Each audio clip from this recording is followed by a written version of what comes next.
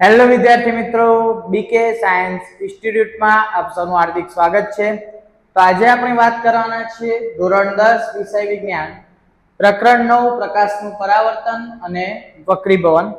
તો પહેલા તમને બેટા થોડી માહિતી આપી દઉં કે પ્રકાશનું પરાવર્તન એટલે શું, પરાવર્તનના નિયમો અને પાઠનું ઇન્ટ્રોડક્શન એટલે કે પાઠની અંદર શું આવશે, કયા કયા ટોપિક આવશે, આપણે શું ભણીશું, એ બધાની જ ચર્ચા આપણે આગળના વિડીયોમાં ઓલરેડી કરી દીધી છે। બરાબર। તો આજે આપણે આગળ શરૂઆત કરીએ। હવેનો જે નવો ટોપિક છે એ છે પ્રતિબિંબ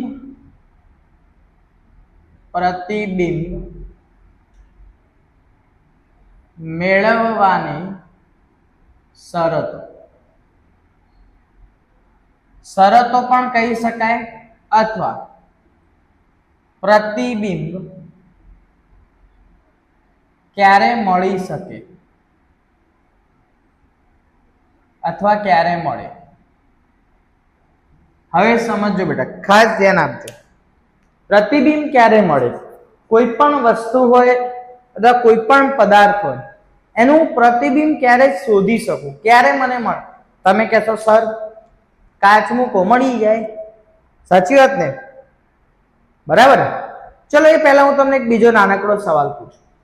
તમે કોઈ દિવસ એવું વિચાર્યું કે આપણે કોઈ પણ વસ્તુને કેવી રીતે જોઈ શકીએ છીએ? કોઈ પણ દિવસ તમને એવો વિચાર આવ્યો? તો કહેશો સર એ તો અમને ખબર છે।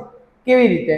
તો કે સૂર્યના કિરણો સૌપ્રથમ પૃથ્વી પર પડે, પૃથ્વી પર પડીને પરાવર્તન થાય અને એ પરાવર્તન પામેલા કિરણો ક્યાં આવે? આપણી આંખમાં આવે અને આપણે કોઈ પણ વસ્તુને જોઈ શકીએ। બરાબર। તો અહીંયા તમે એક વસ્તુ વિચારો કે તમે વસ્તુને જોઈ શકો, તો હવે પ્રતિબિંબ ક્યારે મળે, પોસિબલ ક્યારે છે પ્રતિબિંબ? તો પહેલું અહીંયા સમજો, હું તમને જસ્ટ લખીને બતાવું કે વસ્તુ જ્યારે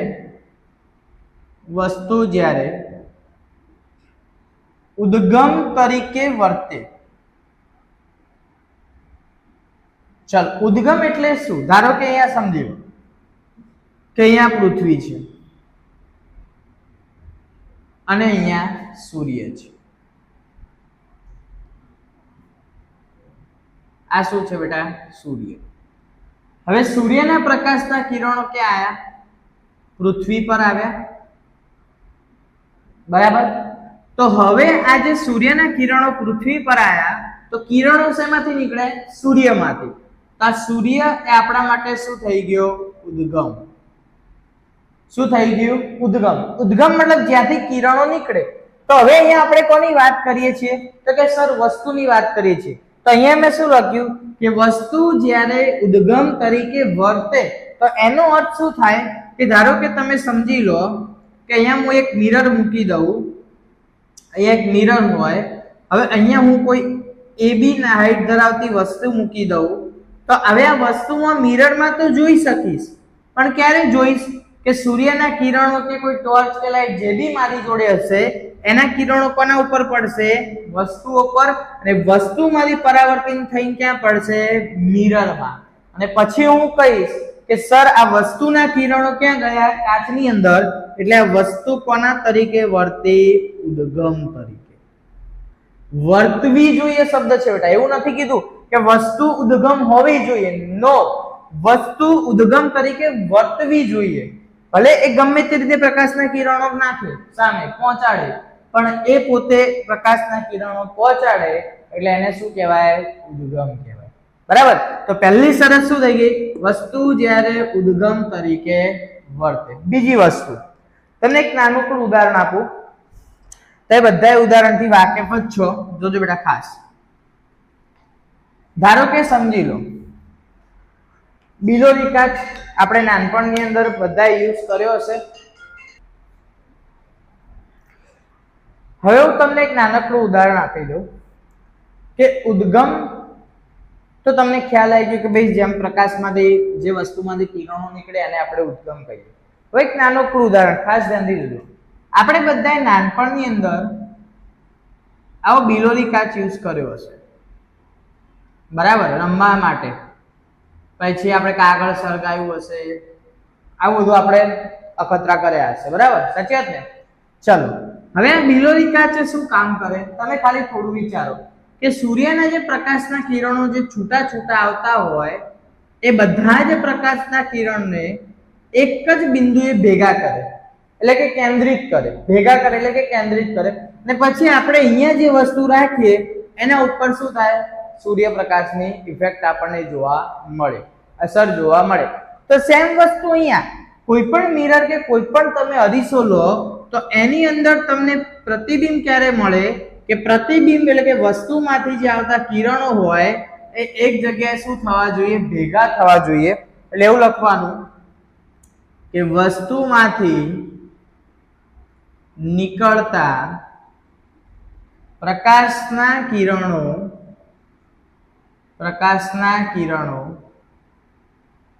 એક ચોક્કસ બિંદુએ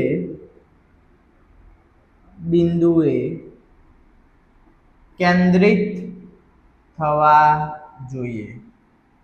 જો આ બે વસ્તુ થશે તો જ તમને પ્રતિબિંબ મળશે. ઓકે, ચલો બીજી વસ્તુ, પ્રતિબિંબના પ્રકાર. હવે તમે કહેશો સર એના બી પ્રકાર? હા, પ્રકાર જુઓ કેવા પ્રકાર. તો પ્રતિબિંબના પ્રકાર, તો પ્રતિબિંબના બે પ્રકાર છે. પહેલો પ્રકાર છે આભાસી પ્રતિબિંબ,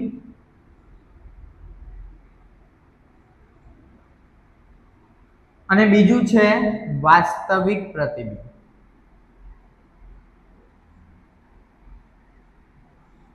હવે તમે એમ કહેશો સર આભાસી પ્રતિબિંબ એટલે શું? બેટા આભાસી પ્રતિબિંબનો અર્થ સિમ્પલ એવો થાય કે ધારો કે તમને એક્ઝામ્પલ આપું કે તમે સવારે ઉઠ્યા, સવારે ઉઠીને તમે તમારું મોઢું આમ મિરરની અંદર જોયું, બરાબર? તો તમે એ જે પ્રતિબિંબ જોયું, તમે જે તમારું મોઢું જોયું, એને તમે કોઈ પડદા ઉપર ઝીલી શકશો? એ કોઈ પડદા ઉપર તમે જોઈ શકશો? તો કે ના સર, એ તો ના દેખાય. તમે જતા રહેશો તો પ્રતિબિંબ બી જતું રહેશે, તમે દૂર જશો તો પ્રતિબિંબ બી દૂર જશે, પણ એ પ્રતિબિંબને તમે કોઈ પડદા પર ઝીલી શકતા નથી. તો એવું પ્રતિબિંબ કયું કહેવાય? આભાસી પ્રતિબિંબ. એટલે સિમ્પલ વ્યાખ્યા આવી થાય કે જે પ્રતિબિંબને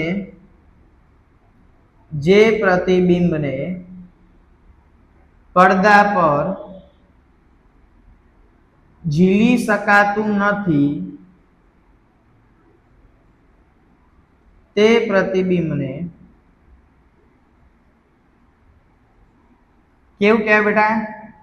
આભાસી પ્રતિબિંબ કહે છે.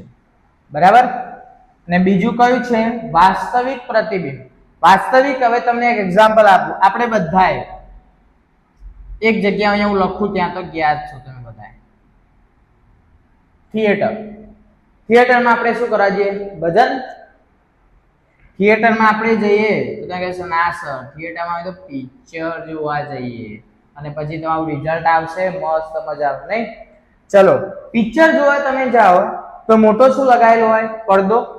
પડદાની અંદર તમે જોયું, પિક્ચર ક્યાં જોયું? પડદામાં. આવ્યું ક્યાંથી? એના રેસ, કિરણો ક્યાંથી આવે? તો જો માર્ક કરજો, થિયેટરની ઉપર એક નાનું સ્ક્રીન જેવું લગાવ્યું છે, અને એમાંથી રેસ સામે ક્યાં આવે? પડદા ઉપર. તો એનો અર્થ શું થયો? કે પ્રતિબિંબ ક્યાં પકડાયું? પડદા ઉપર. એટલે કયું પ્રતિબિંબ કહેવાય? વાસ્તવિક પ્રતિબિંબ. એટલે અહીં લખું, જે પ્રતિબિંબ પડદા પર ઝીલી શકાય તે પ્રતિબિંબને વાસ્તવિક પ્રતિબિંબ કહે છે. કેવું કહેવાય? વાસ્તવિક પ્રતિબિંબ કહે છે. ઓકે, ચલો આભાસી તો સિમ્પલ આપણે લખી શકીએ કે ભાઈ અરીસામાં દેખાતું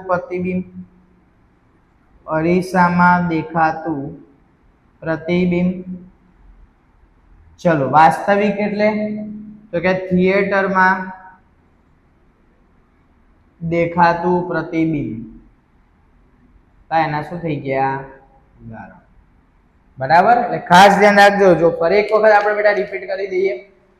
પ્રતિબિંબ ક્યારે મળી શકે અથવા પ્રતિબિંબ મેળવવાની શરતો. તો તો વસ્તુ જ્યારે ઉદ્ગમ તરીકે વર્તે એનો અર્થ કે વસ્તુમાંથી શું નીકળતું હોય? પ્રકાશના કિરણો.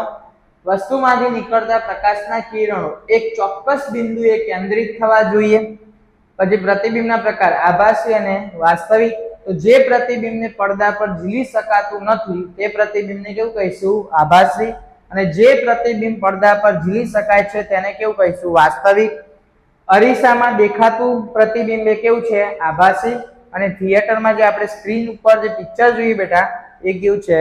વાસ્તવિક. ઓકે, તો આશા રાખું અહીં સુધી બધાને એકદમ સરસ રીતે ખ્યાલ આવી ગયો હશે. આગળનો વિડીયો બેટા ના જોયો હોય તો ચોક્કસથી જોજો. ચેનલને સબસ્ક્રાઇબ ના કરી હોય તો ચોક્કસથી કરજો કે જેથી બધા જ વિડીયોની અપડેટ તમને મળતી રહે. ઓકે, ચલો આગળ જોઈએ આપણે. હવે સમજો અરીસાના પ્રકાર. બરાબર, તમે એમ કહેશો સર એના બી પ્રકાર? હા હોય ને બેટા, જુઓ કેવી રીતે. અરીસાના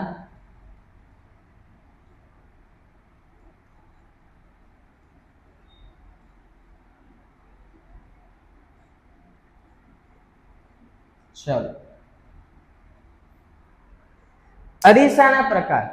તો પહેલા તો અરીસો કોને કહેવાય? તમે કહેશો સર ઘરે હોય નહીં. અરીસાના પ્રકાર એટલે કે અરીસો બેટા 3 પ્રકારનો હોય. એક છે સમતલ અરીસો, એટલે આ તમે આ સીધો આ બોર્ડ જુઓ, આ રીતે હું કાચ લગાવી દઉં તો એ શું થઈ જાય? સમતલ અરીસો. બીજું છે બહિર્ગોળ અરીસો અને ત્રીજું છે અંતઃગોળ અરીસો. તો અહીંયા હું પહેલા ત્રણેયના નામ લખું પછી તમને ત્રણેય વિશે માહિતી આપું. તો પહેલું છે સમતલ અરીસો.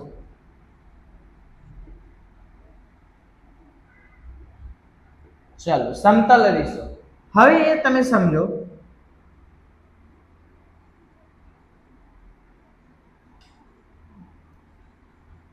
ધારો કે મેં અહીંયા આ રીતે આટલું આમ એક સીધી સરફેસ દોરી. જોજો બેટા ખાસ દોરી.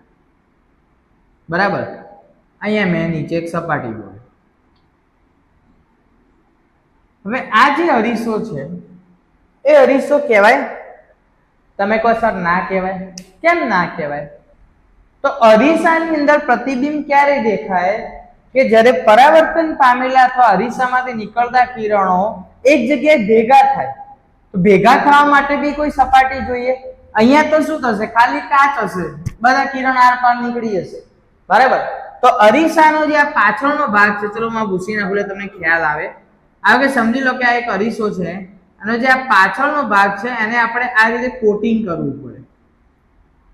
જો કોટિંગ કર્યું આપણે, અને કોટિંગ શેનું થાય? તો ક્યાં તો ચાંદીનો વરખ ચડાવો, ક્યાં તો તમે કલર કરો. બરાબર, હવે શું થશે? તો પ્રકાશના કિરણ આપાત થશે, કોઈ ચોક્કસ બિંદુ કેન્દ્રિત થશે અને આપણને શું જોવા મળશે?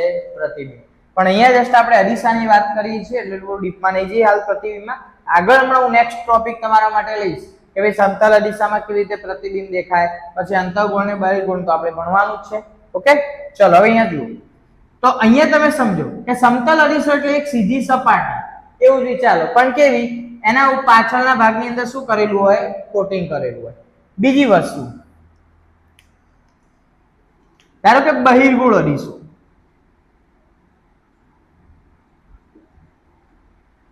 બહિર્ગોળ અરીસો તો હું ધારો કે આવું દોરું.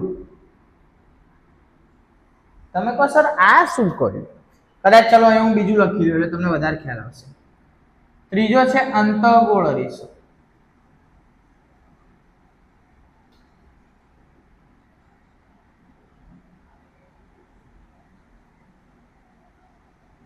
ચલો એમાં બી હું આવું કરું. તમે કહેશો સર તમે આમાંય આવું કર્યું, આમાંય આવું કર્યું, તમે અંતર્ગોળ કયો, બહિર્ગોળ કયો? હવે જોજો ખાસ યાદ રાખી લેજો ખાસ. બહિ એટલે બહાર અને અંત એટલે અંદર. ચલો હવે આ બને કેવી રીતે પહેલા એ તમને કહી દઉં, તમે થોડું ઈઝી રહેશે. બરાબર, તમે કહો સર તમે નવું કરો. જુઓ બેટા મજા આવશે. એ તો ધારો કે આ વર્તુળ છે એટલે કે આ કાચનો એક ગોળ છે, કાચનો એક ગોળો છે, એને હું અહીંયાથી ને અહીંયાથી કાપી દઉં. તો જુઓ આટલો ભાગ મળી ગયો. આ ભાગને હું આમ ફેરવી દઉં એટલે આ ભાગ થઈ જાય. બરાબર, એટલે તમને ખ્યાલ તો આવી ગયો હશે કે અરીસો કેવી રીતના બન્યો. હવે અહીંયા સમજો, બહિર્ગોળ, બહિર એટલે બહાર. હવે બહારની ભાગ હવે મારે પ્રતિબિંબ જોવું હોય તો મારે કોટિંગ ક્યાં કરવું પડે? એની પાછળના ભાગમાં. તેનો અર્થ કે અહીંયા મારે કોટિંગ કરવું પડે. ચલો, તો હવે કોઈ વસ્તુ મૂકીશ તો પ્રતિબિંબ મને આ બહારના ભાગની અંદર જોવા મળશે. એ જ રીતે અંતર્ગોળ, તો મારે અંદરના ભાગમાં પ્રતિબિંબ જોવું છે તો મારે આને બહારથી કોટિંગ કરવું પડે. તો બહારથી કોટિંગ કરી દઉં તો હવે મને પ્રતિબિંબ અંદર જોવા મળશે. હવે સિમ્પલ, હવે એની વ્યાખ્યા યાદ રાખો, બહુ ઈઝી છે બેટા. જુઓ, બહિર્ગોળ એટલે બહારનો ભાગ કેવો છે? ઉપસેલો. બરાબર, જે અરીસાની અંદર બહારનો ભાગ ઉપસેલો હોય એને કયો કહેવાય? બહિર્ગોળ અરીસો. ઓકે, અથવા આપણે જે પ્રતિબિંબ જોવાના છીએ ક્યાં દેખાશે? બહારની બાજુમાં. જ્યારે અંતર્ગોળ અરીસો એટલે અંદરની બાજુ દેખાય અથવા અંદરથી ખાડા જેવી રચના ધરાવતો હોય તો એને કયો અરીસો કહેવાય? અંતર્ગોળ અરીસો. બરાબર, તે સિમ્પલ આપણે લખીએ, જે અરીસો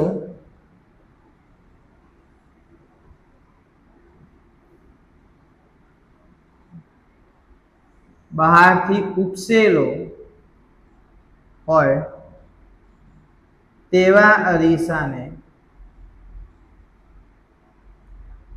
બહિર્ગોળ અરીસો કહે છે. હજી આપણે એના બધા ગુણધર્મો ભણવાના છે. ધ્રુવ, પછી પેરેક્સિયલ કિરણો, વક્રતા ત્રિજ્યા, કેન્દ્ર લંબાઈ, વક્રતા, કેન્દ્ર, બધું જ આપણે ભણીશું. મુખ્ય અક્ષ, મુખ્ય કેન્દ્ર. પણ આ તો તમને ખાલી જસ્ટ યાદ ખબર હોવી જોઈએ કે અરીસાના આપણે કેટલા પ્રકાર ભણવાના છીએ. એ જ રીતે જે અરીસો અંદરના ભાગથી લખીએ, જે અરીસાની રચના બી લખીએ. જે અરીસાની, તમને યાદ રહે, આપણે એવી ભાષા વાપરીએ કે જેથી તમે સરળતાથી યાદ રાખો. જે અરીસો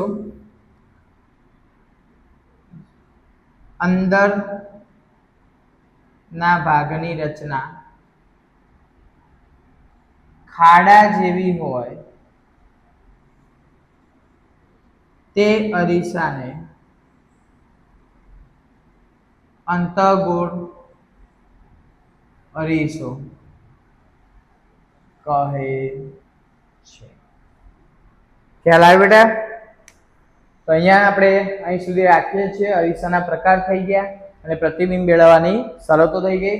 બધાને ખાસ કહી દઉં કે બેટા ચેનલને સબસ્ક્રાઇબ ના કરી હોય તો ચોક્કસથી સબસ્ક્રાઇબ કરજો જેથી નવા વિડીયો તમને મળતા રહે. Okay, thank you.